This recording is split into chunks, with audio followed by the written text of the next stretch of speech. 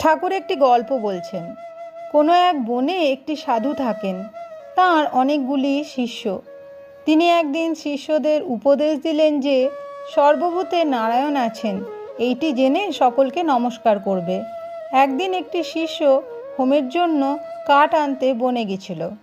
এমন সময়ে একটা রব উঠল, কে কোথায় আছো, পালাও, একটা পাগলা হাতি যাচ্ছে। সবাই পালিয়ে গেল, কিন্তু শিষ্যটি পালালো না।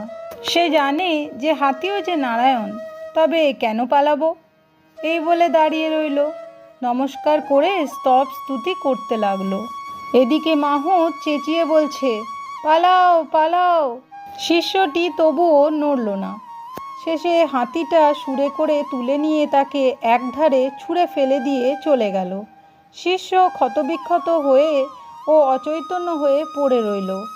এই সংবাদ পেয়ে গুরু ও অন্যান্য শিষ্যেরা তাকে আশ্রমে ধরাধরি করে নিয়ে গেল আর ঔষধ দিতে লাগলো।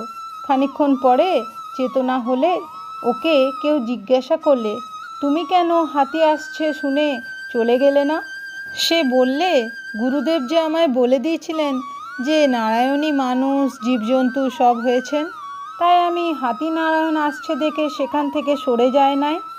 গুরু তখন বললেন, বাবা, হাতি নারায়ণ আসছিলেন বটে, তা সত্য, কিন্তু বাবা মাহুত নারায়ণ তো তোমায় বারণ করেছিলেন। যদি সবই নারায়ণ, তবে তার কথা বিশ্বাস করলে না কেন? মাহুত নারায়ণের কথাও শুনতে হতো। গল্পটি সত্যিই মজার, কিন্তু ঠাকুর এই গল্পের থেকে আমাদের একটি শিক্ষা দিয়েছেন। ঠাকুর বলছেন, ঈশ্বর সর্বভূতে আছেন, তবে ভালো লোকের সঙ্গে মাখামাখি চলে। মন্দ লোকের কাছ থেকে তফাৎ থাকতে হয়। বাঘের ভিতরেও নারায়ণ আছেন, তা বলে বাঘকে আলিঙ্গন করা চলে না। যদি বলো বাঘ তো নারায়ণ, তবে কেন পালাবো? তার উত্তর, যারা বলছে পালিয়ে এসো তারাও নারায়ণ, তাদের কথা কেন না শুনি? ঠাকুর আরও বলছেন, শাস্ত্রে আছে আপ নারায়ণা, অর্থাৎ জল নারায়ণ, কিন্তু কোনো জল ঠাকুর সেবায় চলে, আবার কোনো জলে আচানো, বাসন মাজা, কাপড় কাচা কেবল চলে, কিন্তু খাওয়া বা ঠাকুর সেবা চলে না। তেমনি সাধু অসাধু, ভক্ত অভক্ত সকলেরই হৃদয়ে নারায়ণ আছেন, কিন্তু অসাধু অভক্ত দুষ্ট লোকের সঙ্গে ব্যবহার চলে না, মাখামাখি চলে না।